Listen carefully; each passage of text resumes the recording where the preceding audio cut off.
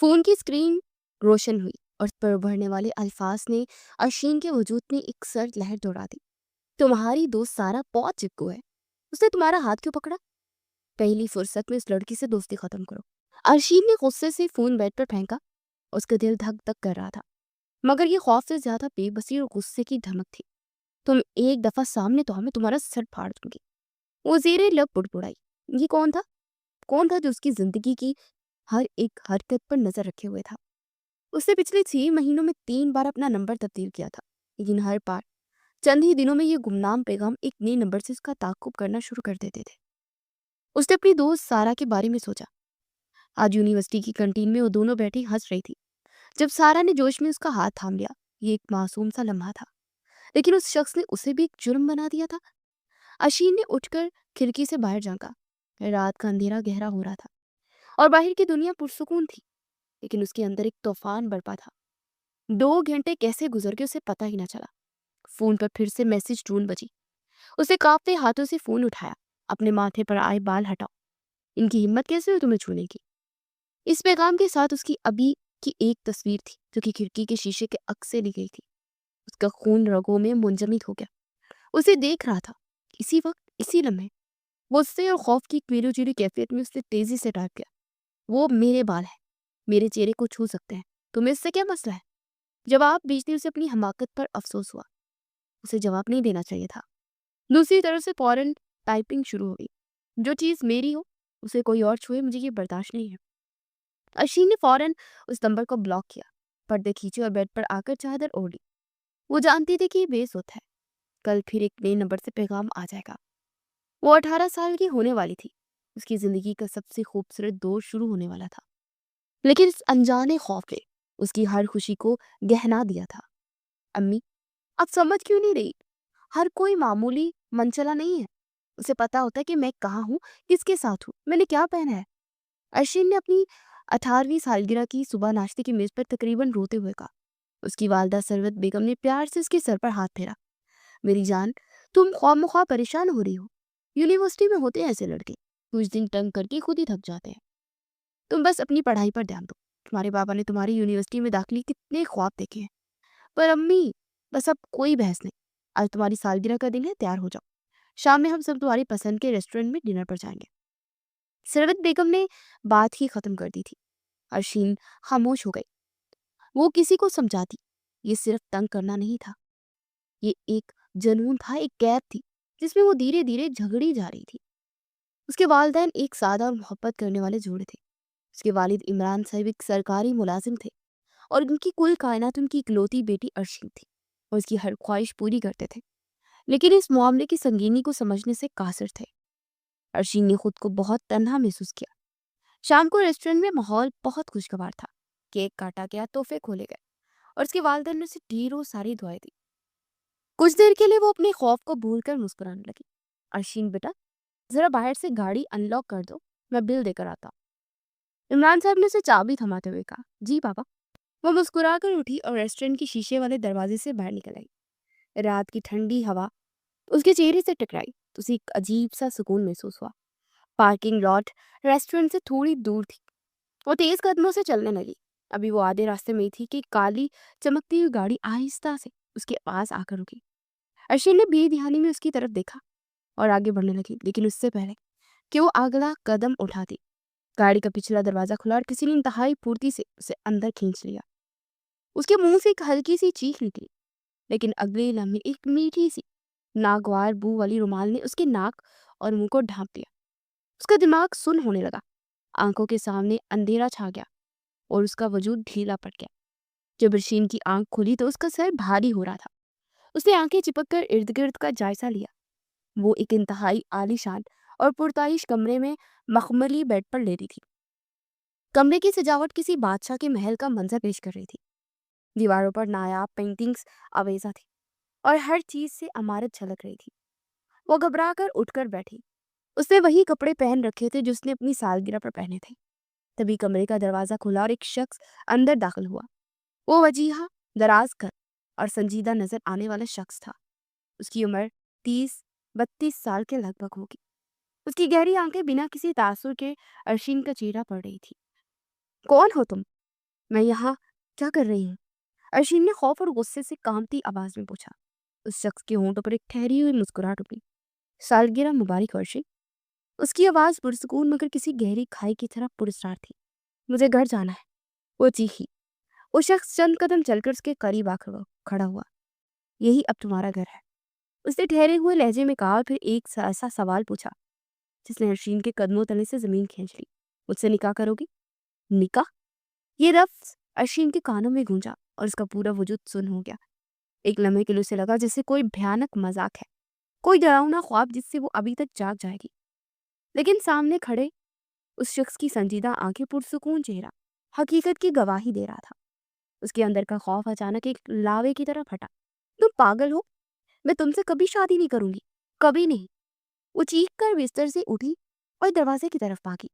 लेकिन वो शख्स जिसका नाम तक वो नहीं जानती थी, उसे कहीं ज्यादा तेज था। उसने आराम से आगे बढ़कर दरवाजा बंद किया और उसके सामने खड़ा हो गया। कोशिश मत करो अर्शी, यहाँ से बाहर जाने का कोई रास्ता नहीं है। मेरे वालिदैन मुझे ढूंढ रहे होंगे, पुलिस तुम्हें पकड़ लेगी, तुम बच नहीं सकते। उसकी आवाज में आंसू की कपकपाहट शामिल हो गई थी। उस शख्स के चेहरे पर एक नाकाबिले फहम मुस्कुराहट नमूदार हुई। तुम्हारे वालिदैन समझते हैं कि तुम अपने दोस्तों के साथ यूनिवर्सिटी की ट्रिप पर मरी गई हो। तुम्हारे फोन से उन्हें पैगाम जा चुका है। रही बात पुलिस की, तो वो हमें कभी नहीं ढूंढ पाएंगे। ये सुनकर अशीन को लगा जैसे उसके पैरों तले से आखिरी सहारा भी निकल गया हो। मेरा फोन? तुमने मेरा फोन इस्तेमाल किया? मुझे तुम्हारे बारे में सब कुछ मालूम है अर्शी। वो आहिस्ता आहिस्ता उसकी तरफ बढ़ा। तुम्हारा पसंदीदा रंग काला है, तुम्हें बारिश में भीगना पसंद है, तुम आधी रात को छुप कर आइसक्रीम खाती हो, और लाइब्रेरी में जब तुम किताब पढ़ती हो तो अपने बालों की लट को उंगली पर घुमाती हो। उसकी हर बात अर्शीन के दिल में खंजर की तरह उतर रही थी।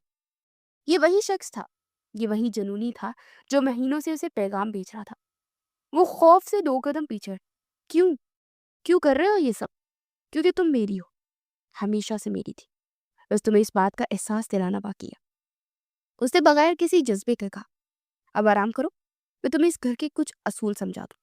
यहाँ तुम्हें दुनिया की हर आसाइश मिलेगी, तुम्हारी पसंदीदा कपड़े, किताबें, खाना, सब कुछ। लेकिन आज़ादी और इस घर से बाहर निकलना की ख्याल अपने दिल से निकाल दो। वो मुड़ा और दरवाजे की तरफ बढ़ा। मेरा नाम जायान है और जल्द ही तुम्हें मेरे नाम से पहचानी जाओगी। ये कहकर वो बाहर निकल गया और दरवाजा बाहर से लॉक होने की आवाज आई। हसीन बेदम होकर फर्श पर गिर गई और उसकी आंखों से आंसुओं का सैलाब बह निकला। वो एक सुनहरे कफस में कैद हो चुकी थी, एक ऐसे शख्स के रहमो करम पर जो उसकी रूह तक से वाकिफ था। कई घंटे गुजर गए। अशीर उसी जगह बेहिस्सो हरकत बैठी रही।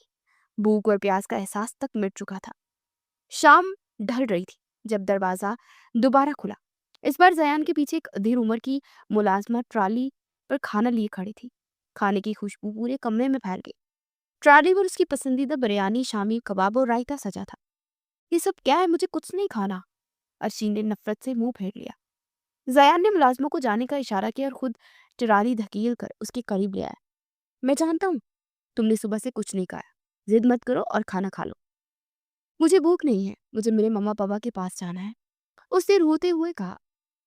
जयान ने एक गहरा सांस लिया, उसके सामने घुटनों के बल बैठ गया। उसकी आंखों में अजीब सी नरमी थी। अरशीन, मैं तुम्हें तकलीफ नहीं देना चाहता। यकीन करो, जो कुछ मैं कर रहा हूँ तुम्हारी भलाई के लिए कर रहा हूँ। भलाई? वो जहर खान लहजे में हंसी। मुझे अगवा करके, कैद करके तुम मेरी भलाई कर रहे हो? तुम एक नफ्सियाती मरीज हो। जयान के चेहरे पर एक लम्हे के लिए सख्ती आई, लेकिन फिर उसने खुद पर काबू पा लिया। शायद मैं हूं, उसने आहिस्ता से कहा, लेकिन मेरी इस नफ्सियात की वजह भी तुम हो। वो उठ खड़ा हुआ। ये घर बहुत बड़ा है, क्या तुम इसे देखना चाहोगी? शायद तुम्हारा दिल बहल जाए। अशीन ने कोई जवाब नहीं दिया। वो सिर्फ ये सोच रही थी कि यहाँ से फरार कैसे मुमकिन है। उसने सोचा कि अगर उसके साथ बाहर निकलेगी तो शायद कोई मौका मिल जाए। उसने आहिस्ता से सर हिला दिया। जान उसे कमरे से बाहर लेकर आया। वो एक वसीउ अरीज राहदारी में थे। घर किसी महल से कम नहीं था। हर तरफ कीमती नवादरात और फर्नीचर सजा था। वो इसे एक बहुत बड़ी लाइब्रेरी में ले आया। हजारों किताबें शीशे की अलमारियों में तरतीब से रखी थी। एक कोने में वही क्लासिक नॉवल पड़े थे जो अशीन को पसंद थे। ये सब तुम्हारे लिए है, जियान ने कहा। लेकिन अशीन की नजरें किताबों पर नहीं, लाइब्रेरी की आखिरी में मौजूद एक बड़ी सी खिड़की पर थी। वो खिड़की बागीचे में खुलती नजर आ रही थी। اس کا دل تیزی سے دھڑکنے لگا۔ ایک منصوبہ اس کے ذہن میں بننے لگا۔ بہت خوبصورت ہے، اس نے مصنوعی دلچسپی سے کہا، اور آہستہ آہستہ کھڑکی کی طرف بڑھنے لگی۔ زیان اس کی حرکت کو خاموشی سے دیکھ رہا تھا۔ جیسے ارشین کھڑکی کے قریب پہنچی، اس نے ایک بھرپور قوت سے اسے کھولنے کی کوشش کی اور باہر چھلانگ لگانے کے ارادے سے آگے بڑھی، لیکن کھڑکی ٹس سے مس نہ ہوئی۔ اس نے دوبارہ کوشش کی مگر بے سر۔ وہ بلٹ پروف شیشہ ہے اور یہ کھڑکیاں کبھی نہیں کھلتی۔ زیان کی پرسکون آواز اس کے پیچھے سبری۔ میں نے کہا تھا نا، کوشش مت کرو۔ ارشین نے مایوسی اور بے بسی کے عالم میں مڑ کر اسے دیکھا۔ اس کی آنکھوں میں وحشت تھی۔ زیان کے چہرے پر اب بھی وہی ٹھہراؤ تھا اور وہ اس کی طرف پڑا اور اس کے کان کے قریب سرگوشی کی۔ تم نہیں جانتی ارشی کہ میں نے تمہیں کن گدھوں سے بچایا ہے۔ ایک دن تم میرا شکریہ ادا کرو گی۔ یہ کہہ کر اسے بازو سے پکڑ کر واپس کمرے کی طرف لے جانے لگا۔ ارشی نے خود کو چھڑانے کی کوشش کی لیکن اس کی گرفت آ ہی نہیں تھی۔ اس رات ارشین کو پہلی بار احساس ہوا کہ یہ قفس سونے کا ہو سکتا لیکن اس کی سلاخیں فولاد سے بھی زیادہ مضبوط تھی۔ دن ہفتوں میں بدلنے لگے۔ ارشین نے ایک نیا ہتھیار اپنا لیا تھا، خاموشی کا ہتھیار۔ اس نے زیان سے بات کرنا مکمل طور پر ترک کر دیا تھا۔ اس کے دیے ہوئے کپڑے نہیں پہنتی تھی، اس کی لائی ہوئی کتابوں کو ہاتھ نہیں لگاتی تھی اور کھانے کی ٹرے کو ویسے کا ویسا واپس بھیج دیتی تھی۔ یہ اس کی خاموش جنگ تھی، اپنے وجود پر اپنا اختیار قائم رکھنے کی ایک آخری کوشش۔ وہ جسمانی طور پر کمزور ہوتی جا رہی تھی۔ اس کی آنکھوں کے گرد گہرے ہلکے پڑ گئے تھے، لیکن اس کی آنکھوں میں جلنے والی نفرت کی آگ مدھم نہیں پڑی تھی۔ زیان روز اس کے کمرے میں آتا، وہ اس سے باتیں کرنے کی کوشش کرتا، اسے دنیا جہان کی خبریں سناتا، لیکن ارشین کی طرف سے پتھر جیسی خاموشی کے سوا کوئی جواب نہ ملتا۔ وہ غصہ نہیں کرتا تھا، بس اسے دیکھتا رہتا، جیسے اس کی خاموشی کے پیچھے چھپے طوفان کو پڑھنے کی کوشش کر رہا ہو۔ ایک دوپہر وہ آیا تو اس کے ہاتھ میں ایک لیپ ٹاپ تھا۔ اس نے لیپ ٹاپ کھول کر ارشین کے سامنے رکھ دیا۔ اسکرین پر ایک شناسائی منظر تھا۔ یہ اس کے گھر کا لاؤنج تھا۔ اس کی امی صوفے پر بیٹھی تھی، ان کی آنکھیں سوجی ہوئی تھی اور وہ بار بار اپنے آنسو پونچھ رہی تھی۔ اس کے بابا پریشانی کے عالم میں کمرے میں ٹہل رہے تھے۔ ان کے چہرے پر لکھی اذیت دیکھ کر ارشین کا دل کٹ کر رہ گیا۔ یہ کیا ہے؟ کئی دنوں بعد اس کی زبان سے پہلا لفظ نکلا، تمہارے گھر پر لگے خفیہ کیمروں کی لائیو فیڈ۔ زیان نے سکون سے جواب دیا، وہ تمہاری جدائی میں ہر پل مر رہے ہیں ارشین، تم ایک شیطان ہو۔ وہ چیخی۔ زیان نے اس کی بات کو نظر انداز کر دیا۔ دیکھو انہیں، وہ پہلے ہی کتنے پریشان ہیں۔ اگر انہیں یہ خبر ملی کہ ان کی بیٹی نے کسی نامعلوم مقام پر بھوک ہڑتال کر کے اپنی جان دے دی ہے تو ان کا کیا ہوگا؟ اس کی آواز میں ٹھنڈی دھمکی تھی۔ میں یہ خبر ان تک پہنچانا نہیں چاہتا، لیکن اگر تم نے کھانا نہیں کھایا تو مجھے تمہاری حادثاتی موت کی اطلاع دینی پڑے گی۔ فیصلہ تمہارا ہے۔ ارشین ساکت رہ گئی۔ یہ شخص جانتا تھا کہ اس کی دکھتی رگ کون سی ہے۔ وہ اپنے والدین کی تکلیف برداشت نہیں کر سکتی تھی۔ اس نے زیان کو نفرت بری نظروں سے دیکھا، جس میں مکمل شکست کا اعتراف تھا۔ اس کی خاموش جنگ آج ختم ہو گئی تھی۔ وہ ہاری نہیں تھی، اسے ہرایا گیا تھا۔ کھانا لاؤ، اس نے کامتی آواز میں کہا۔ زیان کے چہرے پر اطمینان کی ایک ہلکی سی لہر آئی اور چلی گئی۔ اس نے بنا کچھ کہے سر ہلایا اور باہر نکل گیا۔ تھوڑی دیر بعد ملازمہ کھانا لے کر آ گئی۔ ارشین نے بے دلی سے نوالے توڑنے شروع کر دیے۔ ہر نوالا اسے زہر لگ رہا تھا، لیکن وہ جانتی تھی کہ زندہ رہنے کے لیے، اپنے والدین کو مزید اذیت سے بچانے کے لیے اسے یہ زہر پینا ہی پڑے گا۔ اس واقعے کے بعد ارشین نے کھانا پینا تو شروع کر دیا تھا، لیکن وہ ایک زندہ لاش بن کے رہ گئی تھی۔ وہ گھنٹوں کھڑکی سے باہر ایک ہی نقطے کو تکتی رہتی۔ اس کی ہنسی، اس کی شوخیاں، سب کچھ جیسے اس اغوا کی رات ریسٹورنٹ کے باہر ہی رہ گیا تھا۔ زیان اس کی حالت سے بے خبر نہیں تھا۔ وہ محسوس کر سکتا تھا کہ اس نے ارشین کی روح کو زخمی کر دیا ہے۔ ایک رات جب وہ مسلسل ایک ہی جگہ بیٹھے بیٹھے تھک گئی تھی تو زیان اس کے کمرے میں آیا۔ باہر بہت ہبس ہے کہ تم چھت پر چلنا پسند کرو گی؟ ارشین نے کوئی جواب نہیں دیا، لیکن اس کی آنکھوں میں ایک لمحے کے لیے جو چمک آئی وہ زیان نے دیکھ لی تھی۔ وہ خاموشی سے اٹھ کر اس کے پیچھے چل پڑی۔ چھت بہت وسیع تھی اور چاروں طرف اونچی دیواریں تھیں، لیکن آسمان صاف نظر آ رہا تھا اور ٹھنڈی ہوا چل رہی تھی۔ مہینوں بعد کھلی فضا میں سانس لینا ارشین کو عجیب سا لگا۔ وہ ایک کونے میں جا کر کھڑی ہو گئی۔ زیان اس سے مناسب فاصلے پر دوسری طرف کھڑا تھا۔ دونوں کے درمیان ایک گہری خاموشی حائل تھی۔ تبھی اچانک آسمان پر بادل امڑ آئے۔ تیز ہوا چلنے لگی اور بادل زور سے گرجا۔ بجلی چمکی تو ایک لمحے کے لیے ہر طرف روشنی ہو گئی اور اگلے ہی پل پورے کمرے کی بتیاں بجھ گئی۔ खूब अंधेरे और बादलों की घन गर्ज ने अरशीन को खौफजदा कर दिया। उसे अंधेरे से शदीद नफरत थी। उसके मुंह से बेख्तियार एक खौफनाक चीख निकली। वो घबरा कर वहीं बैठ गई। अरशीन, जियान की आवाज अंधेरे में उसके बहुत करीब आई। वो कुछ नहीं बोली, बस खौफ से कांप रही थी। अचानक उसे अपने कंधे पर एक नरम सा लम्स महसूस हुआ। जियान ने फर्श पर उसके पास बैठकर बहुत आहिस्तगी से उसके कंधे पर अपना कोट डाल दिया। तूफान से डर लगता है। उसकी आवाज में आज पहली बार इख्तियार ये धमकी नहीं बल्कि एक अजीब सी नरमी थी। हशीन ने नफी में सर हिलाया। अंधेरे से नफरत है, वो बामुश्किल बोली। जान कुछ देर खामोश रहा, फिर उसने आसमान की तरफ देखते हुए बहुत धीमी आवाज में कहा, बचपन में मैं भी तूफान से बहुत डरता था। मेरी अम्मी कहती थी कि जब बादल गरजते हैं तो फरिश्ते अल्लाह की हम्द बयान करते हैं। वो बोलते बोलते रुक गया, जैसे कोई पुरानी याद उसके हलक में अटक गई हो। हशीन ने चौंक कर अंधेरे में इसके चेहरे के तासुरात देखने की कोशिश की। ये पहला मौका था कि जान ने अपने बारे में, अपने माजी के बारे में कोई बात की थी। इस एक लम्हे के लिए वो एक अगवाकारों की नहीं बल्कि एक तन्हा और उदास इंसान लगा। एक ऐसा इंसान जिसका अपना भी कोई माजी था। इतने में इमरजेंसी लाइट्स जल उठी और छत पर मदन सी रोशनी फैल गई। जान फौरन उठ खड़ा हुआ। उसका रवैया फिर से पहले जैसा संजीदा हो गया। चलो अंदर चलते हैं। आशीन खामोशी से उठकर अंदर चली गई, लेकिन उस रात उसके जहन में एक नया सवाल पैदा हो गया। आखिर जयान है कौन? उसके जुनून और सख्ती के पीछे कौन सी कहानी छुपी है? ये पहली बार था कि नफरत के साथ साथ उसके दिल में तजस्सुस की एक हल्की सी किरण भी पैदा हुई थी। इस तूफानी रात के बाद ज़ियान और अरशीन के दरमियान मौजूद बर्फ की दीवार में एक नन्ही सी दरार पड़ गई। नफरत अब भी वही थी, लेकिन अब उसमें तजस्सुस का अंसर भी शामिल हो गया था। अरशीन ने ज़ियान से बातचीत तो शुरू की थी, लेकिन अब उसकी मौजूदगी से पहले की तरह खौफजदा होकर सहमती नहीं थी, बल्कि खामोशी से उसका जायजा लेती, उसके चेहरे पर अपने सवालों के जवाब तलाश करने की कोशिश करती। एक शाम ज़यान उसके कमरे में दाखिल हुआ तो उसके हाथ में लकड़ी का एक पुराना धूल भरा संदूक था।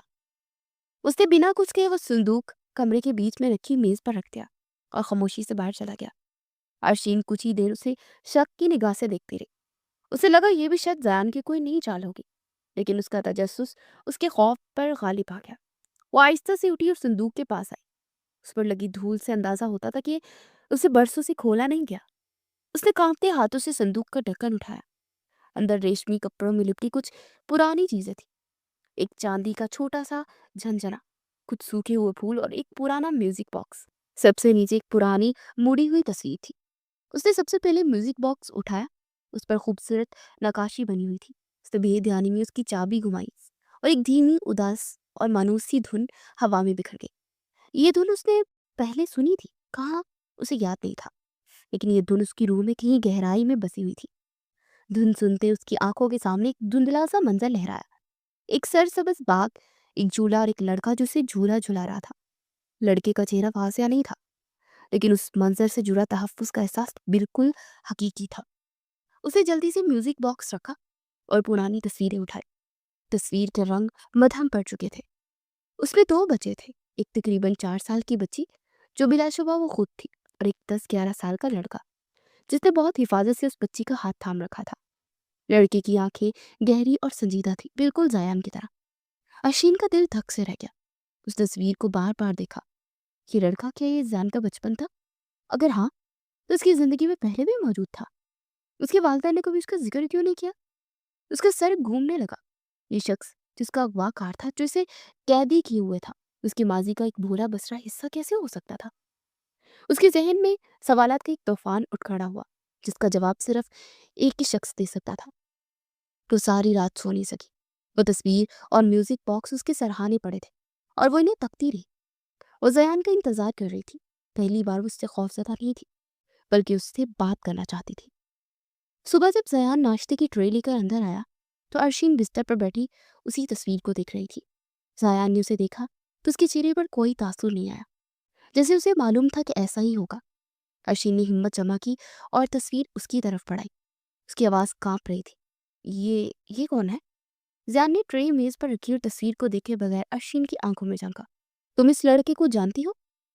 इसने तुम्हें झूले से गिरने से बचाने के लिए अपना घुटना जख्मी कर लिया था। उसकी आवाज में एक अजीब सी गहराई थी। और तुम इस लड़की को भी जानती हो? वो उस दिन अपने मुहाफिज के घुटने पर पट्टी बंधवाते دیکھ بہت روئی تھی۔ آشین کی آنکھیں حیرت سے پھیل گئی۔ یہ دھندلی سی یادوں کے ٹکڑے اس کے ذہن میں جڑنے لگے۔ اسے یاد آیا کہ ایک بار بچپن میں وہ جھولے سے گر گئی تھی اور کسی نے اسے بچایا تھا۔ تم تم میرے کون ہو؟ آخرکار اس نے وہ سوال پوچھ ہی لیا جو اس کے دل و دماغ میں ہتھوڑی برسا رہا تھا۔ زیان چند قدم چل کر اس کے قریب آیا اور اس کے سامنے کھڑا ہو گیا۔ اس نے ایک لمحے کے لیے آنکھیں بند کی جیسے کوئی بہت پرانی یاد تازہ کر رہا ہو۔ پھر اس نے پرسکون مگر مضبوط لہجے میں کہا، میں زیان بہرام خان ہوں، تمہارا تایا بہرام خان کا بیٹا۔ اشین کو لگا جیسے کسی نے اس کے کانوں میں پگھلا ہوا سیسا انڈیل دیا ہو۔ تایا صاحب؟ اس کے بابا کا ایک بھائی تھا جو سالوں پہلے بیرون ملک چلا گیا تھا اور پھر ان سے کوئی رابطہ نہیں ہوا تھا۔ اس نے کبھی ان کی تصویر تک نہیں دیکھی تھی۔ ہمارا رشتہ صرف آج کا نہیں ہے ارشی، یہ بہت پرانا ہے، اتنا پرانا کہ شاید تم اسے بھلا چکی ہو، لیکن میں ایک پل کے لیے بھی نہیں بھولا۔ یہ انکشاف کسی بم کی طرح تھا۔ اس کا اغوا کار کوئی اجنبی نہیں بلکہ ایک اس کا اپنا خون تھا، اس کا کزن۔ اس حقیقت نے اغوا کے عمل کو مزید بھیانک اور ناقابل فہم بنا دیا تھا۔ اگر وہ اس کا رشتہ دار تھا تو اس نے یہ راستہ کیوں چنا؟ اسے سیدھے طریقے سے بھی تو مل سکتا تھا، کیوں؟ اس کے منہ سے صرف ایک لفظ نکلا جس میں لاتعداد سوالات پوشیدہ تھے۔ زان نے جواب نہیں دیا۔ اس کے چہرے پر وہی پراسرار تاثرات تھے۔ ابھی کے لیے اتنا کافی ہے، باقی باتیں وقت آنے پر۔ یہ کہہ کر وہ مڑا اور کمرے سے باہر نکل گیا، اشین کو اس کے ادھورے جوابوں اور اپنے الجھے ہوئے ماضی کے ساتھ تنہا چھوڑ کر۔ اب وہ صرف ایک قیدی نہیں تھی بلکہ ایک ایسی کہانی کی مرکزی کردار بن چکی تھی جس کی ابتدا سے وہ خود ناواقف تھی۔ اس انکشاف نے اس کی دنیا کو تابالہ کر دیا تھا۔ زینب اس کے لیے صرف ایک اغوا کار نہیں بلکہ اس کے خون کا، اس کے ماضی کا ایک ایسا حصہ تھا جسے اس کے حال پر زبردستی مسلط کر دیا گیا تھا۔ اس کے اندر کا خوف اب ایک گہری کشمکش میں تبدیل ہو چکا تھا۔ اس شخص سے نفرت کرتی تھی جس نے اس کی آزادی چھینی تھی، لیکن اس لڑکے کے بارے میں جاننا چاہتی تھی جو تصویر میں اس کا ہاتھ تھامے کھڑا تھا۔ اگلے دن زیان اسے کمرے کے پچھلے حصے میں بنے ایک وسیع باغیچے میں لے گیا۔ مہینوں کی قید کے بعد یہ پہلا موقع تھا کہ وہ گھر کی عمارت سے باہر نکلی تھی۔ باغ بہت خوبصورت تھا، لیکن ایک کونے میں جھاڑیوں کے پیچھے ایک پرانا زنگ آلود جھولا کھڑا تھا۔ زیان اسے سیدھا وہیں لے گیا۔ یاد ہے یہ جگہ؟ زیان نے جھولے کی زنجیر کو چھوتے ہوئے پوچھا۔ اس کی آواز میں ایک پرانی یاد کی کھنک تھی۔ اشین نے خاموشی سے نفی میں سر ہلایا، حالانکہ اس کے دل میں میوزک باکس والی دھن پھر سے بجنے لگی تھی۔ یہ وہی جھولا ہے، زیان نے دھیرے سے کہا۔ اس کی نظریں سامنے کسی اندیکھے منظر پر جمی تھی۔ تم بہت تیز جھولنے کی ضد کرتی تھی اور میں ڈرتا تھا کہ تم گر جاؤ گی، اور پھر ایک دن تم گر بھی گئے۔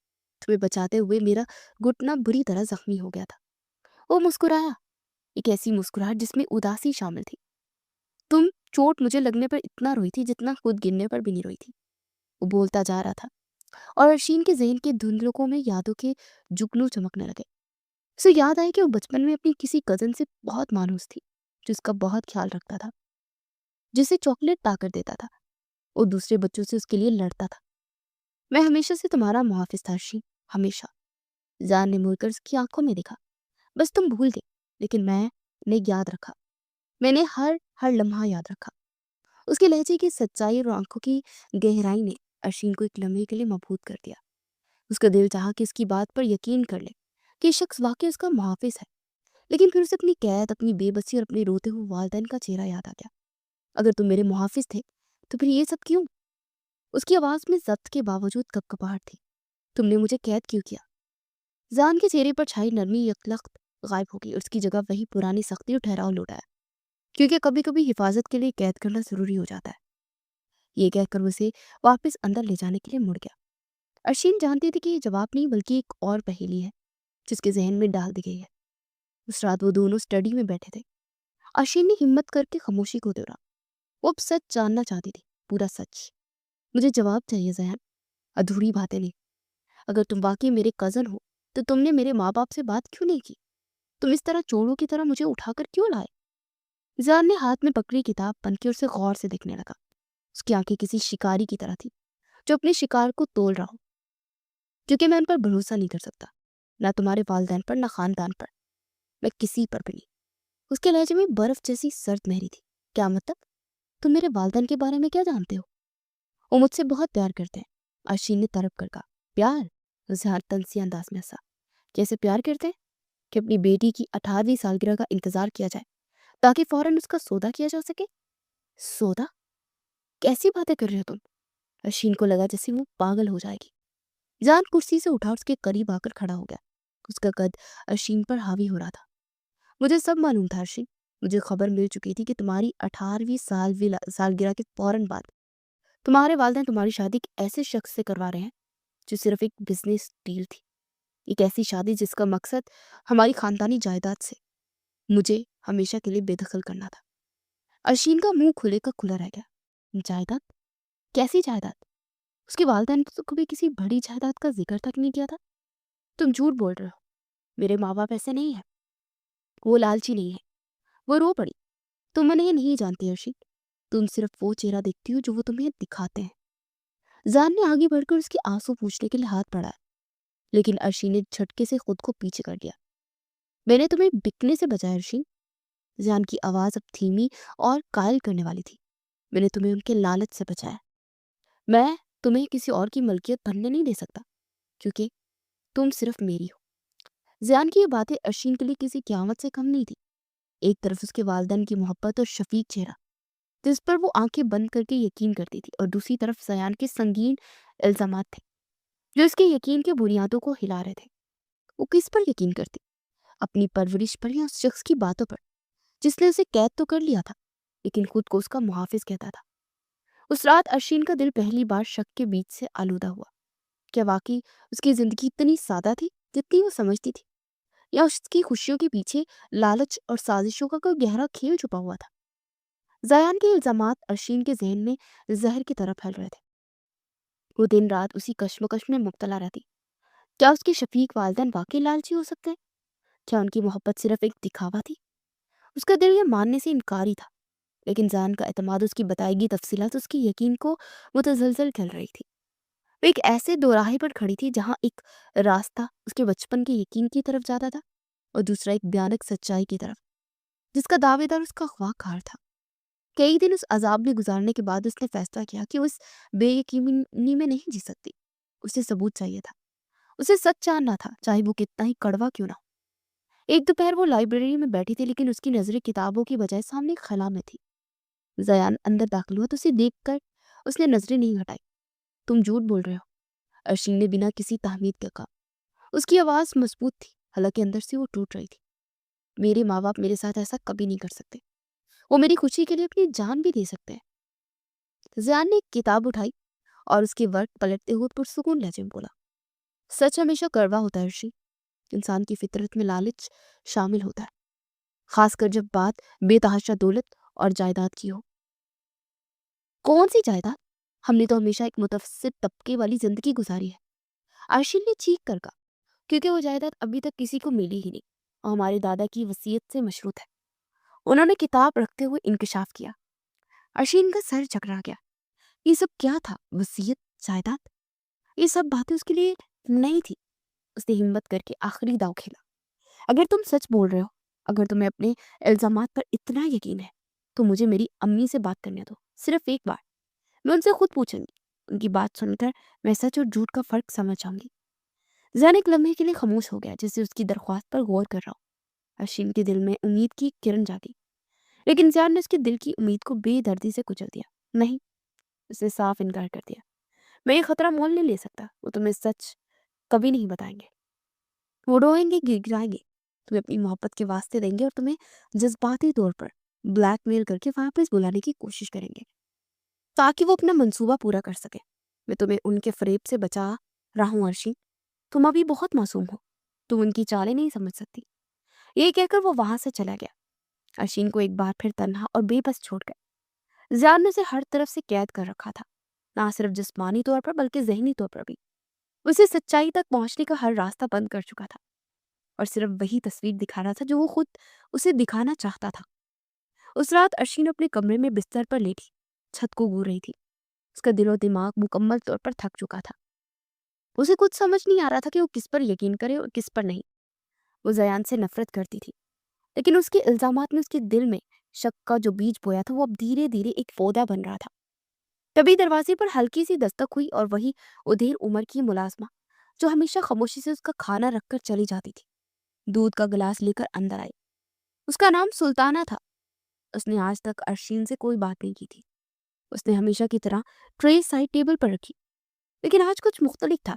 جاتے جاتے جب وہ ارشین کے بستر کے پاس سے گزری تو اس نے انتہائی پھرتی اور مہارت سے ایک چھوٹا سا تہہ کیا وہ کاغذ کا ٹکڑا ارشین کے تکیے کے نیچے کھسکا دیا۔ یہ سب اتنی تیزی سے ہوا کہ ایک لمحے کے لیے ارشین کو لگا کہ یہ اس کا وہم ہے۔ سلطانہ نے ایک بار بھی اس کی طرف نہیں دیکھا اور وہ خاموشی سے کمرے سے باہر چلی گئی۔ ارشین کا دل زور زور سے دھڑکنے لگا۔ اس نے کانپتے ہاتھوں سے تکیے کے نیچے سے وہ کاغذ نکالا۔ کمرے میں مکمل خاموشی تھی۔ اس نے ڈرتے ہوئے کاغذ کھولا۔ اس پر کسی انجانی لکھائی میں چند سطریں لکھی ہوئی تھی جس نے ارشین کے وجود کو ہلا کے رکھ دیا۔ تمہیں لگتا ہے زیان شیطان ہے؟ اصلی بھیڑیا تو تمہارے اپنے گھر میں ہے، جو تمہاری ہر خبر زیان تک پہنچا رہا ہے۔ اپنے چاچا بہروز سے بچ کر رہنا، وہ زیان سے بھی زیادہ خطرناک ہے۔ جس جائیداد کی بات ہو رہی ہے اس کے لیے وہ خون بھی کر سکتا ہے اور کر چکا ہے۔ ارشین کے ہاتھ سے کاغذ چھوٹ گیا۔ چچا بہروز، اس کے والد کے چھوٹے بھائی، وہ تو ان سے محبت کرتے تھے۔ وہ اکثر ان کے گھر آتے جاتے تھے اور ارشین سے بہت شفقت سے ملتے تھے۔ وہ اور جاسوس قاتل، یہ کیسے ممکن ہو سکتا ہے؟ یہ خط ایک نیا طوفان لے کر آیا تھا۔ اسے زیان کے کردار کو یکسر بدل دیا تھا۔ زیان کو اس کی چھوٹی چھوٹی باتوں کی خبر کیسے ہوتی تھی؟ اس خط میں اس کا جواب تھا۔ کوئی گھر کا بیدی تھا جو لنکا ڈھا رہا تھا، اور اگر یہ خط سچا تھا تو زیان اسے اس کے والدین کے لعنت سے نہیں بلکہ اس کے قاتل چچا سے بچا رہا تھا۔ اس ایک لمحے میں زیان کا جنون، اس کا اغوا، ارشین کو ایک بھیانک جرم کی بجائے کہ انتہائی قدم کی طرف لگا جو کسی کو بچانے کے لیے اٹھایا گیا ہو۔ وہ کس پر یقین کرے، زیان پر یا اس کا اغوا کار تھا، یا اس گمنام خط پر جس نے ایک نئی خوفناک حقیقت سے پردہ اٹھایا تھا۔ اس رات سنہرے قفس کی دیواریں ارشین کو جیل کی سلاخیں نہیں بلکہ کسی کی اندیکھے زیادہ بڑے خطرے سے بچانے والی پناہ کا لگنے لگی۔ وہ گمنام خط ارشین کے لیے ایک زلزلے سے کم نہیں تھا۔ اس نے اس کی سوچ اور ماضی کا سارا منظر نامہ ہی بدل کر رکھ دیا تھا۔ کل تک وہ زیان کو ایک نفسیاتی مجرم اور اپنے والدین کو مظلوم سمجھ رہی تھی، لیکن اب کہانی میں ایک نیا اور زیادہ خوفناک کردار داخل ہو چکا تھا۔ چچا بہروز، وہ شخص جو ہمیشہ اس سے محبت اور شفقت سے پیش آتا تھا، اس کے سر پر پیار سے ہاتھ پھیرتا تھا، کیا واقعی قاتل اور جاسوس ہو سکتا تھا؟ اس کا ذہن اس بات کو قبول کرنے سے قاصر تھا، لیکن اس کا دل کہہ رہا تھا کہ اس خط میں لکھی باتیں جھوٹی نہیں ہیں۔ اس نے 2 دن شدید ذہنی اذیت میں گزارے۔ وہ خط اس نے اپنے کپڑوں میں چھپا رکھا تھا۔ وہ بار بار نکال کر اسے پڑھتی۔ آخرکار اس نے فیصلہ کیا کہ ان ادھورے سچ کے ساتھ نہیں جی سکتی، اسے زیان سے سامنا کرنا ہی ہوگا۔ وہ اسٹڈی کی طرف بڑھ گئی۔ زیان کسی کتاب کے مطالعے میں گم تھا۔ ارشین نے بنا کسی تمہید باندھے وہ خط اس کے سامنے میز پر رکھ دیا۔ یہ سچ ہے؟ اس کی آواز بمشکل نکلی۔ زیان نے خط پر ایک نظر ڈالی پھر اس کی آنکھوں میں دیکھا۔ اس کے چہرے پر حیرت کے ساتھ ساتھ غصے کی ایک لہر بھی ابھری۔ یہ تمہیں کس نے دیا؟ اس کا لہجہ سرد اور تیز تھا۔ اس سے فرق نہیں پڑتا کہ کس نے دیا، فرق اس بات سے پڑتا ہے کیا اس میں لکھی ایک ایک بات سچ ہے؟ کیا چاچا بہروز؟ وہ جملہ پورا نہ کر سکی۔ زیان کچھ دیر اسے خاموشی سے دیکھتا رہا۔ اس کا غصہ دھیرے دھیرے گہری پرانی تکلیف میں بدل گیا۔ اس نے ایک لمبا سانس لیا جیسے کوئی بہت بھاری بوجھ اٹھا رہا ہو۔ ہاں، اس نے تھکی ہوئی آواز میں کہا، یہ سچ ہے۔ پھر اس نے جو انکشاف کیا اس نے ارشین کے پیروں تلے سے زمین کھینچ دی تھی۔ بہروز نے صرف جاسوسی نہیں کی ارشین، اس نے میرے ماں باپ کو مجھ سے چھین لیا، میری آنکھوں کے سامنے۔ زیان کی آواز میں سالوں پرانا درد اور نفرت صاف جھلک رہی تھی۔ دنیا جسے ایک حادثہ سمجھتی ہے، وہ ایک سوچی سمجھی سازش تھی، ایک قتل تھا۔ ارشین بے یقینی سے اسے دیکھتی رہ گئی۔ زیان نے بولنا شروع کیا اور اس کی آواز ارشین کو ماضی کی ایک تاریک دن میں لے گئی۔ میں اس وقت 17 سال کا تھا۔ ہم سب ایک پہاڑی علاقے میں چھٹیوں پر تھے۔ واپسی پر بابا گاڑی چلا رہے تھے اور میں ان کے ساتھ آگے بیٹھا تھا، امی پیچھے تھی۔ ایک موڑ پر ایک ٹرک نے جان بوجھ کر ہماری گاڑی کو ٹکر ماری۔ ہماری گاڑی سڑک پر اتر کر کھائی کی طرف لڑک گئی۔ مجھے ہوش تھا۔ میں نے بابا کو اپنی آنکھوں کے سامنے دم توڑتے دیکھا۔ امی کی آخری چیخ آج بھی میرے کانوں میں گونجتی ہے۔ اس کی آنکھیں سرخ ہو رہی تھی اور مٹھیاں بھینچی ہوئی تھی۔ گاڑی گرنے سے پہلے میں نے اس ٹرک ڈرائیور کی ایک جھلک دیکھی تھی۔ وہ چچا بہروز کا خاص آدمی تھا۔ میں اس وقت بھی جانتا تھا کہ یہ سب کس نے کیا، لیکن میرے پاس کوئی ثبوت نہیں تھا۔ سب نے اسے ایک حادثہ مان لیا، चाचा बहरोज ने मेरी हिफाजत और बेहतरीन मुस्तकबिल के नाम पर मुझे बैरून मुल्क भेज दिया, ताकि जायदाद पर कब्जे के रास्ते में कोई रुकावट न रहे। हर्षिन के आंसू बह रहे थे। ये कहानी सुनकर उसे ज़यान से खौफ नहीं बल्कि उसके लिए एक अनजानी सी हमदर्दी महसूस हो रही थी। ये वो जालिम नहीं था जिसे वो समझती थी, वो खुद एक गहरे दुख और धोखे का शिकार था। उस रात घर में एक अजीब सी खामोशी तारी थी। ज़यान के इंकशाफ ने अर्शीन को अंदर तक हिला दिया था। वो अपने कमरे में जाने के बजाय कमरे की बालकनी में आकर खड़ी हो गई। आसमान पर चांद था, लेकिन उसकी रोशनी उसे आज उदास लग रही थी। कुछ देर बाद ज़यान भी वहां आ गया और वो उससे कुछ फासले पर खड़ा होकर खामोशी से आसमान को देखने लगा। उसके चेहरे पर कोई नकाब नहीं था, कोई सख्ती नहीं थी। आज वो सिर्फ एक थका हुआ टूटा हुआ इंसान लग रहा था, जिसके कंधों पर इंतकाम और हिफाजत का भारी बोझ था। ये पहली बार था कि अर्शी ने उसकी मौजूदगी में सुकून महसूस किया। उसकी नफरत और गुस्सा जैसे कहीं तहलील हो गया था, और उसकी जगह एक गहरी उदासी और हमदर्दी ने ले ली थी। तुम ठीक हो? अर्शी ने बहुत धीरे से पूछा। उसे खुद अपनी आवाज अजनबी लगी। जान ने उसकी तरफ देखे बगैर एक तलक सी मुस्कुराहट दी। ठीक? ये लफ्ज मेरी लगत से बहुत पहले निकल गया था अर्शी, जिस दिन मैंने अपने वालिदैन को खोया था। कुछ देर की खामोशी के बाद वो खुद ही से बोला, मेरी माँ कहती थी कि मेरी आंखें बिल्कुल उन पर गई हैं। वो कहती थी कि जब मैं संजीदा होता हूँ तो बिल्कुल अपने बाप की कार्बन कॉपी लगता हूँ। उसकी आवाज में एक ऐसी हसरत थी जिसने अशीन का दिल चीर के रख दिया। अशीन को समझ ही नहीं आया कि वो क्या कहे। वो क्या तसल्ली देती उस शख्स को जिसने इतना बड़ा दुख समेटा हुआ था। वो सिर्फ इतना कह सकी, मुझे अफसोस है। उसके इन दो लफ्जों में कोई बनावट नहीं थी, ये उसके दिल की गहराई से निकले थे। जान ने मुड़कर पहली बार उसे ऐसे देखा जैसे वाकई वो उसे देख रहा हो, ना एक कैदी की तरह, ना अपनी मलकियत की तरह, बल्कि एक ऐसे इंसान की तरह जो शायद उसके दर्द को समझ सकता था। मैंने तुम्हें यहाँ लाकर गलत किया, जान ने गैर मुतवक्का तौर पर एतराफ़ किया। शायद मेरा तरीका इंतहाई पसंदीदाना था, लेकिन मैं इन्हें तारीख दोहराने नहीं दे सकता। मैं तुम्हें खोने का खतरा मोल नहीं ले सकता। अशीम, बिल्कुल नहीं। उस रात उन दोनों के दरमियान कोई दीवार नहीं थी। वो अगवाकार और मखवा नहीं थे, बल्कि एक ही खानदान के दो ऐसे फर्द थे जो एक ही साजिश और धोखे का शिकार हुए थे। उनकी कहानी की शुरुआत गलत थी, लेकिन शायद उनकी मंजिल एक की थी। ये पहली रात थी जब अशीम को अपने कफस की सलाखें सोने की नहीं बल्कि पिघलती हुई महसूस हुई। जियान के माजी की तलख हकीकत जानने के बाद अशीम के दिल में उसके लिए मौजूद नफरत की जगह एक पेचीदा और गहरी हमदर्दी ने ले ली। वो भी उसे एक जालिम अगवाकार के तौर पर नहीं बल्कि एक ऐसी जख्मी शख्स के रूप में दिखती थी जो अपने प्यारों को खोने के बाद इंतकाम और हिफाजत की आग में जल रहा था। उनका रिश्ता कैदी और जलाद का नहीं रहा था, बल्कि एक ही कश्ती के दो मुसाफिरों जैसा हो गया था जो एक ही तूफान का सामना कर रहे थे। एक रात अशीम की आंख खुली तो उसने देखा कि स्टडी की लाइट जल रही है। वो दबे पांव वहां गई तो देखा कि जयान मेज पर बेशुमार फाइलें और कागजात फैलाए बैठा था। उसका चेहरा थकावट और तफक्कुर से चूर था। उसने सर दोनों हाथों में थामा हुआ था। अशीम ने उसे इस हाल में पहले कभी नहीं देखा था। वो हमेशा मजबूत और पुरएतमाद नजर आता था, लेकिन आज वो अपनी जंग में तनहा और थका हुआ लग रहा था। एक अनजाने जज्बे के तहत अशीम खामोशी से किचन में गई और 2 कप कॉफी बनाकर ले आई। जब उसने एक कप जयान की मेज पर रखा तो वो चौंक कर सीधा हुआ।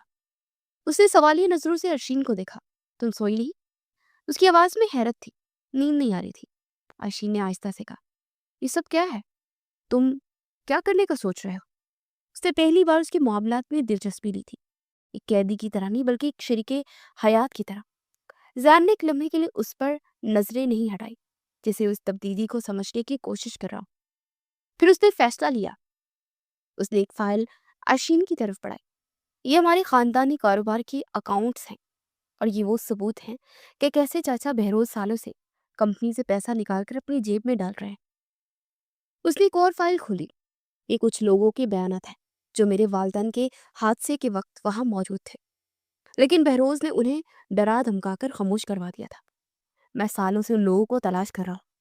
अशीन हैरत से ये सब देख रही थी। जयान ने इसे अपनी जंग का हिस्सा बना लिया था।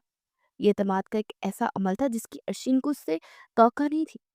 मैं सबूत इकट्ठे कर रहा हूँ अशीन, बहरोज को बेनकाब करने के लिए, ना सिर्फ अपने वालिदैन के कत्ल के लिए बल्कि उसके हर जुर्म के लिए। मैं इसे कानून के कटहरे में खड़ा करना चाहता हूँ, लेकिन ये एक बहुत खतरनाक है। अशीन ने तशवीश से कहा, وہ شخص جس نے قتل کیا وہ تمہیں نقصان پہنچانے میں ایک لمحہ بھی نہیں سوچے گا۔ اس کی آواز میں موجود فکر زیان کے دل کو چھو گئی۔ یہ پہلی بار تھا کہ کسی نے اس کے لیے اتنی فکر ظاہر کی تھی۔ میں جانتا ہوں، زیان نے اس کے ہاتھ اپنے ہاتھ میں لیتے ہوئے کہا، لیکن اب میں اکیلا نہیں ہوں۔ اس کا لمس ارشین کو اجنبی نہیں لگا۔ اس نے اپنا ہاتھ کھینچنے کی کوشش نہیں کی۔ اس رات کے بعد ان کے درمیان بچی کھچی دیواریں بھی گڑ گئی تھی، اور اب وہ مل کر بہروز کے خلاف منصوبہ بندی کرتے۔ ارشین جو ایک ذہین لڑکی تھی، کاغذات کو سمجھنے میں اس کی مدد کرتی۔ وہ گھنٹوں ساتھ کام کرتے، بحث کرتے، اور کبھی کبھی صرف خاموشی سے ایک دوسرے کو کی موجودگی میں بیٹھے رہتے۔ ایک شام وہ کام سے تھک کر لاؤنج میں بیٹھے تھے۔ ماحول پر پرسکون اور آرام دہ تھا۔ ارشین کی نظر زیان کے ہاتھ پر موجود ایک پرانے زخم کے نشان پر پڑی۔ یہ چوٹ کیسے لگی؟ اس نے بے ساختہ پوچھا۔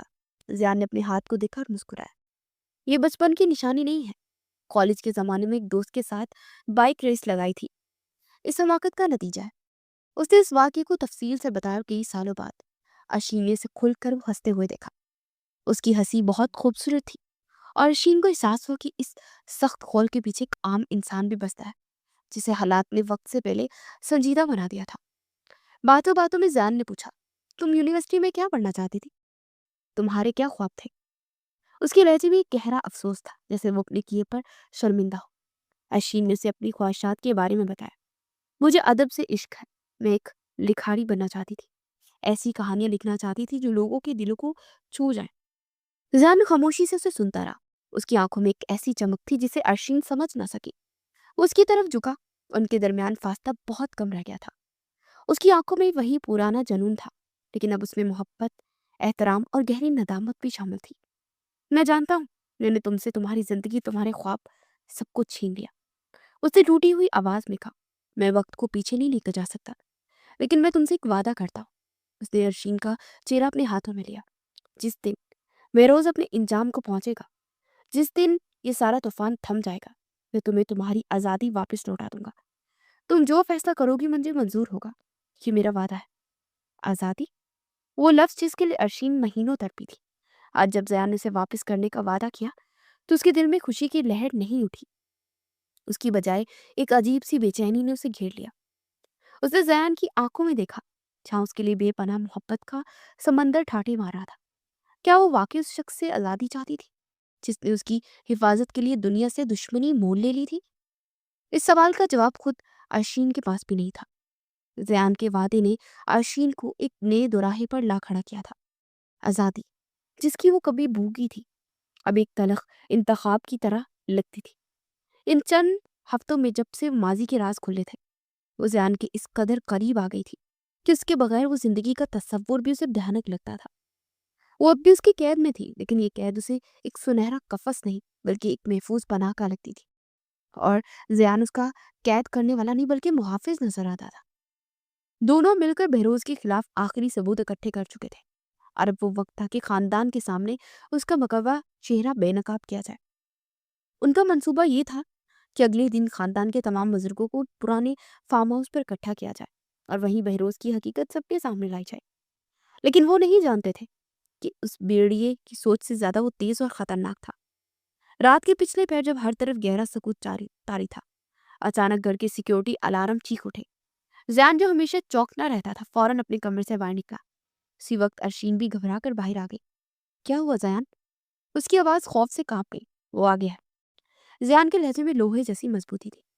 بہروز جان گیا کہ ہم اس تک پہنچ چکے ہیں، وہ ہمیں ختم کرنے آیا ہے۔ اس نے ارشین کا ہاتھ مضبوطی سے پکڑا۔ میرے ساتھ رہنا اور ڈرنا نہیں۔ لیکن ارشین ڈر رہی تھی، اسے اپنی جان کا خوف نہیں تھا، اسے زیان کی فکر تھی۔ اس نے دیکھا کہ کئی مسلح افراد گھر کے عقبی دروازے کو توڑ کر اندر داخل ہو رہے تھے۔ زیان اسے کھینچتا ہوا ایک خفیہ راداری کی طرف لے گیا۔ اس پینٹنگ کے پیچھے ایک بینک روم تھا۔ تم اندر جاؤ، دروازہ لاک کر لو، اور جب تک میں نہ کہوں باہر مت نکلنا، اسے حکم دیا۔ نہیں زین، میں تمہیں اکیلا نہیں چھوڑوں گی، تمہیں مار ڈالیں گے۔ ارشین نے روتے ہوئے اس کا بازو پکڑ لیا۔ زیان نے ایک لمحے کے لیے مڑ کر اسے دیکھا۔ اس کی آنکھوں میں شدید محبت اور ایک عزم تھا۔ اس نے ارشین کا چہرہ اپنے ہاتھوں میں لیا اور اس کے ماتھے پر بوسہ دیا۔ تمہیں کچھ نہیں ہونا چاہیے، بس میری زندگی کا اب یہی ایک مقصد ہے۔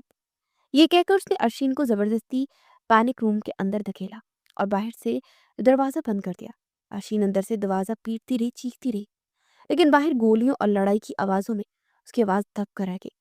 وہ ہر گولی کی آواز پر کانپ اٹھتی، ہر چیخ پر اس کا دل حلق میں آ جاتا۔ یہ اس کی زندگی کی سب سے بھیانک لمحات تھے۔ تقریباً آدھے گھنٹے بعد جب ارشین کو صدیوں جیسا لگا، باہر خاموشی چھا گئی۔ اس نے کچھ دیر انتظار کیا، لیکن جب کوئی آہٹ نہ آئی تو وہ کانپتے ہاتھوں سے دروازہ کھول کر باہر نکلی۔ باہر کا منظر قیامت سے کم نہیں تھا۔ لاؤنج میں ہر چیز ٹوٹی پھوٹی اور بکھری ہوئی تھی۔ دو اجنبی آدمیوں کی لاشیں فرش پر تھی، اور کونے میں زیان دیوار سے ٹیک لگائے نیم بے ہوشی کے عالم میں تھا۔ اس کی قمیض خون سے سرخ ہو رہی تھی اور اس کے بازو پر گولی کا گہرا زخم تھا۔ زیان! ارشین کی چیخ نکلی اور وہ بھاگ کر اس کے پاس پہنچی۔ اس نے زیان کا سر اپنی گود میں رکھ لیا۔ ارشین! زیان کی بمشکل آنکھیں کھلی۔ تم ٹھیک ہو؟ اس کی آواز بہت دھیمی تھی۔ میں ٹھیک ہوں۔ تمہیں کیا ہو گیا ہے؟ ارشین کے آنسو اس کے چہرے پر گر رہے تھے۔ ایمبولینس! مجھے ایمبولینس بلانی ہوگی۔ نہیں! زیان نے اس کا ہاتھ پکڑا۔ ہم کسی ہسپتال نہیں جا سکتے، بے روز کے آدمی ہر جگہ ہوں گے۔ ارشین نے اس کے زخم کو دیکھا۔ خون تیزی سے بہہ رہا تھا۔ اسے احساس ہوا کہ اگر کچھ نہ کیا گیا تو اس خیال سے ہی کام گئی تھی۔ اس نے فوراً گھر میں موجود فرسٹ ایڈ کٹ نکالی اور ہمت کر کے اس کے زخم کو صاف کرنے لگی۔ اس کے ہاتھ کانپ رہے تھے، لیکن اس کی محبت اس کے خوف پر غالب تھی۔ زیان درد کی شدت سے کر رہا، لیکن اس کی نظریں ارشین کے چہرے پر جمی تھی۔ میں نے تمہیں ڈرا دیا، معاف کر دینا۔ خاموش، بالکل خاموش رہو۔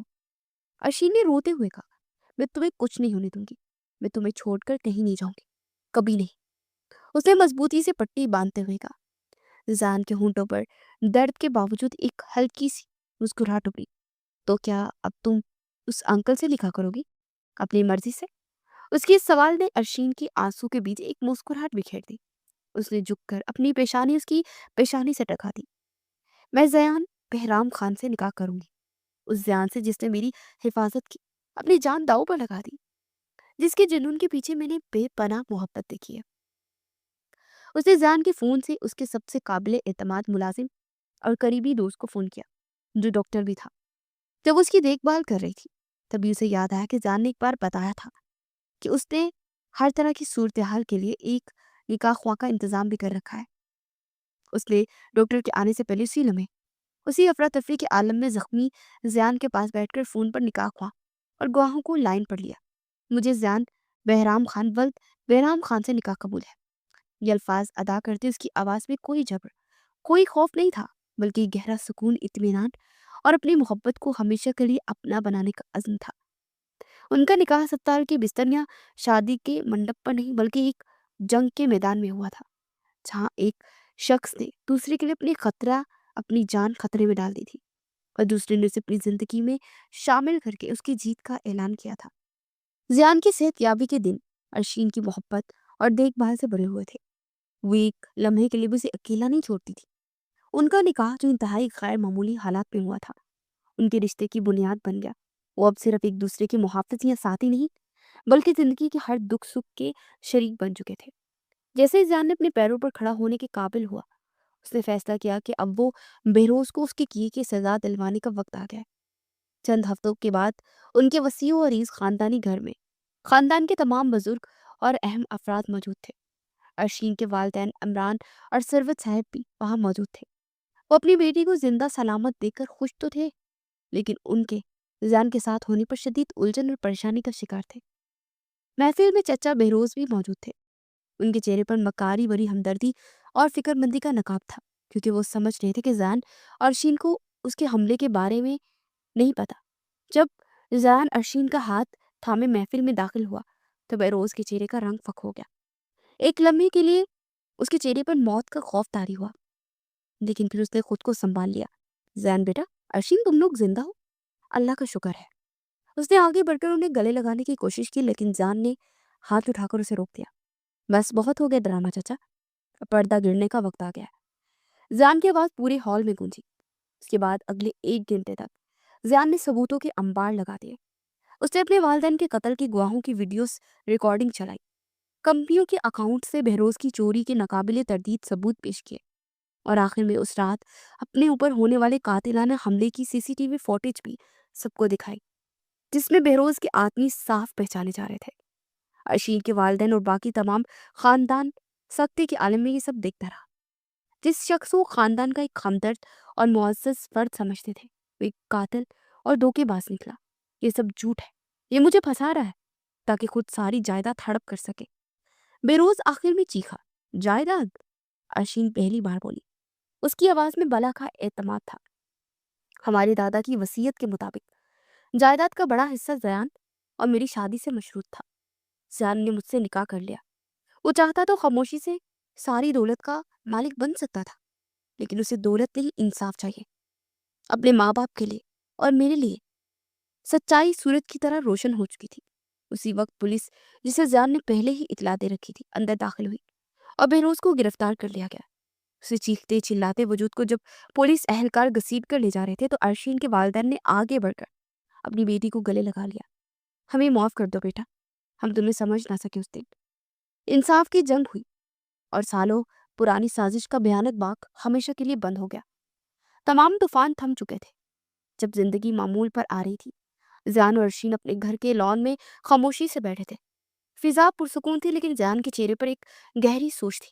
اٹھ کر اندر گیا اور جب واپس آئے تو اس کے ہاتھ میں چند کاغذات تھے۔ اس نے وہ کاغذات ارشین کے سامنے میز پر رکھ دیے۔ یہ طلاق کے کاغذات تھے۔ ارشین نے حیرت اور تکلیف کی ملی جلی کیفیت سے اسے دیکھا۔ یہ کیا ہے زیان؟ زیان نے اس کی آنکھوں میں دیکھنے کی ہمت نہیں کی۔ اس کی نظریں گاس پر جمی تھی۔ میں نے تمہیں زبردستی حاصل کیا تھا ارشین۔ تمہاری زندگی کا سب سے خوبصورت وقت، تمہاری آزادی، تمہارے خواب سب کو چھین لیے۔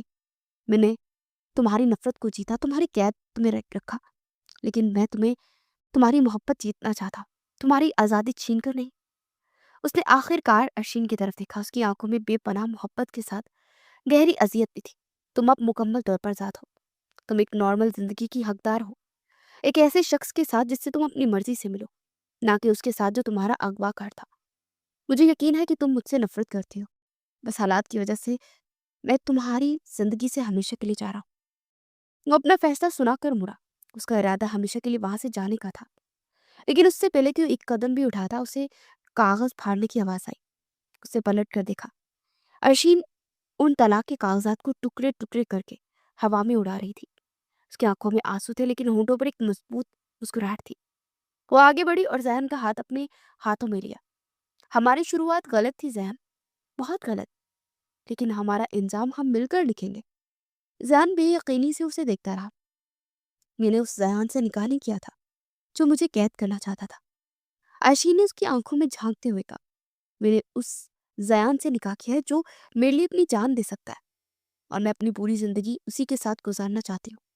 میں تم سے نفرت نہیں کرتی زیان، میں تم سے محبت کرتی ہوں، تمہارے جنون سے، تمہاری حفاظت سے، تمہاری ٹوٹی ہوئی روح سے، ہر چیز سے۔ زیان کو لگا جیسے سالوں کا بوجھ اس کے کندھوں سے اتر گیا ہو۔ اس نے ارشین کو اپنی باہوں میں بھر لیا۔ اس دن ان دونوں نے مل کر اپنے ماضی کو دفن کیا اور ایک نئے روشن مستقبل کی طرف پہلا قدم اٹھایا۔ ایک شام ساحل سمندر پر سورج غروب ہو رہا تھا اور اس کی سنہری کرنیں پانی میں رقص کر رہی تھی۔ زیان اور ارشین ہاتھ میں ہاتھ ڈالے ننگے پاؤں گیلی ریت پر چل رہے تھے۔ ان کے چہرے پر سکون اور گہری محبت تھی۔ اب بھی اس انکل سے غصہ ہو؟ زیان نے شرارت سے پوچھا۔ ارشین ہنس پڑی۔ اس کی ہنسی لہروں کے شور میں گھل گئی۔ وہ انکل اب میرا شوہر ہے، اور وہ دنیا کا سب سے بہترین شوہر ہے۔ اس نے اپنا سر زیان کے کندھے پر رکھ دیا۔